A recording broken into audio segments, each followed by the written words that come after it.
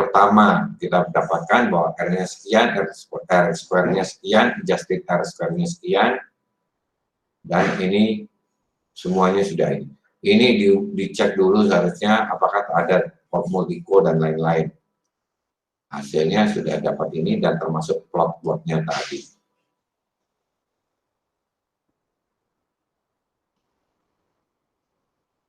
Oke. Jadi mudah ini ya. Nah, yang selanjutnya kita akan membahas kalau dia. Nah, bagaimana kalau misalnya pengukurannya tidak numerical, tapi ya tidak misalnya. Maka kita menggunakan dummy variabel. Sebagai contoh di sini kita tambahkan libur nggak, gitu, misalnya harinya, minggunya. Kalau misalnya ada hari libur di dalam satu minggu, maka 1. Kalau tidak ada hari libur, kita keterangan 2. Jadi kita menyatakan, atau misalnya pembelinya pria atau wanita, atau perempuan atau laki-laki misalnya. Maka di sini juga bisa 1 atau 2. Di sini libur atau tidak, atau kemudian ini kita contohkan seandainya terjadi ada hari libur di minggu tersebut. Jadi X1, X2, dan di sini Y harga kedua X1, X2-nya adalah holiday, bukan advertising lagi.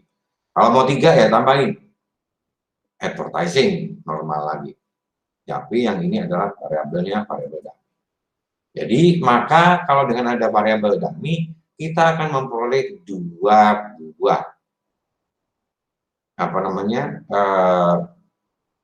prediksi pada saat dia ada libur dan pada saat tidak ada libur. Nah, kalau dia misalnya 3 macam, dia tidak ragu-ragu, maka ada 3 jadinya.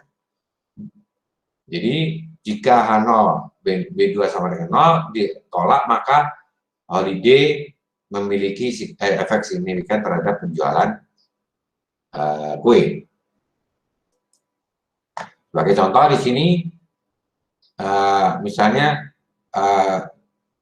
hasilnya adalah sales 300 min 30 price ditambah 15 holiday, di mana holiday-nya adalah 10. B15 on average sales akan 15 memiliki penjualan 15 lebih besar 15 setiap minggunya setiap terjadi hari libur di dalam minggu tersebut dengan harga yang sama. Jadi yang sama dengan misalnya ini di sini menggunakan harga rumah dan square feet yang telah kita bahas. Maka jumlah dummy variabelnya adalah 1 atau lebih. Y house price X square feet. Jenisnya sekarang. Apakah jenis rumahnya berpengaruh? Rumah bentuk range, split level, dan kolonial. 3 level yang kita gunakan, kita menggunakan 2 dummy yang diperlukan.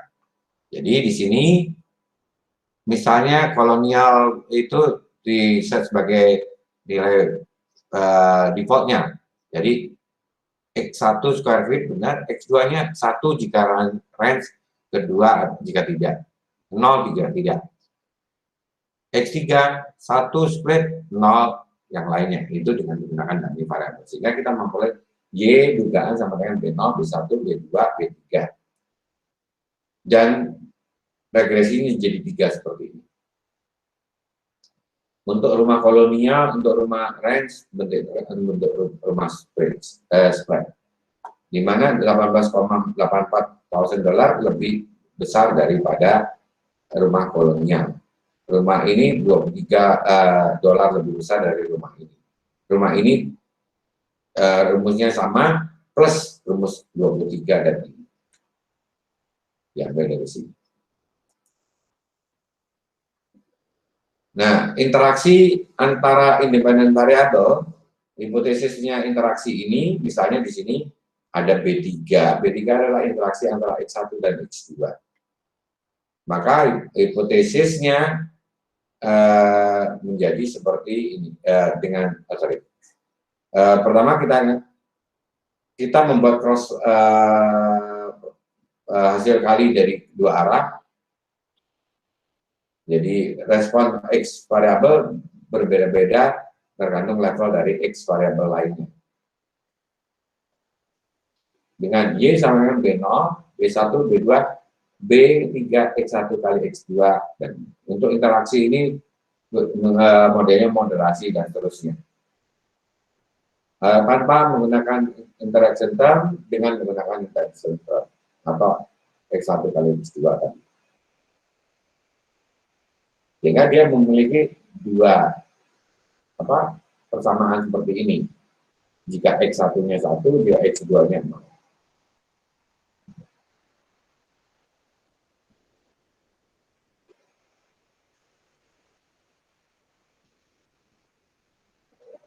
Signifikansi interaksi tentu dapat diperoleh dari F-test ya, semuanya di F-test.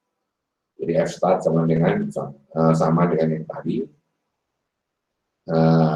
Yang berikutnya adalah yang terakhir, regresi logistik. Pada saat kita menggunakan variabel dependent Y bentuk biner, dua angka saja, misalnya ya tidak, benar salah, dan lain-lain, atau sedang produk A atau B, employee pilih kerja di rumah atau kerja di kantor, work from home atau work from office, atau full time atau part time, loan lancar atau tidak, pinjaman lancar atau tidak, orang yang terpilih atau tidak. Nah, itu baru kita gunakan regresi logistik. Sama dengan produknya laku atau tidak, gitu ya.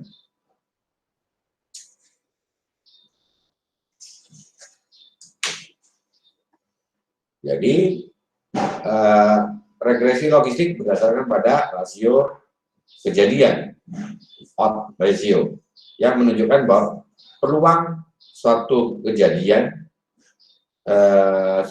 yang sedang diteliti terjadi dibandingkan dengan peluang kejadian variabel yang diteliti itu tidak terjadi. Jadi odds ratio adalah probability of event interest bagi satu min probability of event interest. Regresi logistik model regresi logistik berdasarkan pada log natural ln ya, len, dari satu rasio odds ratio. Jadi len odds ratio ini, di mana K adalah jumlah independent variable, XJ adalah logistic regression equation-nya menjadi seperti ini. Len estimate odds ratio sekian.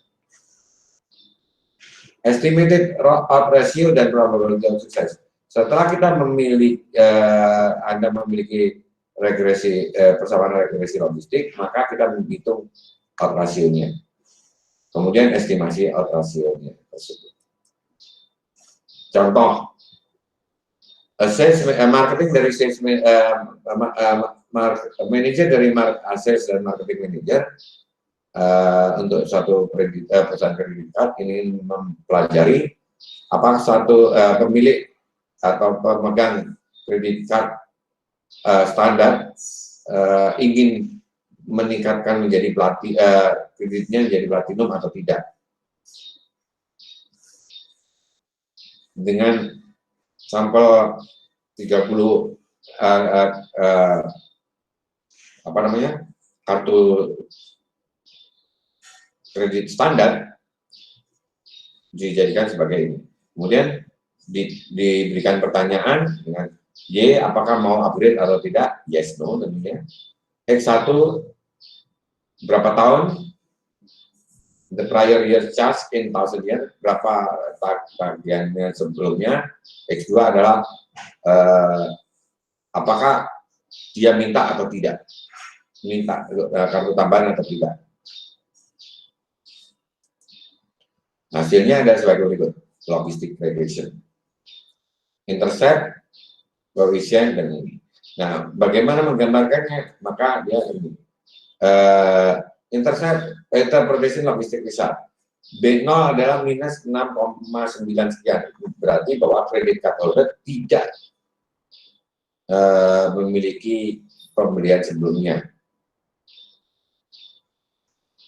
Kemudian estimasinya dalam lockout ratio-nya adalah minus 6 sekian. B1 0, sekian berarti holding card itu konstan, dia tidak memiliki tambahan kartu untuk setiap kenaikan $1.000. Dan berikutnya Anda nanti bisa baca ininya, ini saja. Ya. Nah, itu model regresi. Kebetulan saya juga sudah ada buku untuk model regresinya. Nanti mungkin bisa Anda akses, bukan buku, paper tentang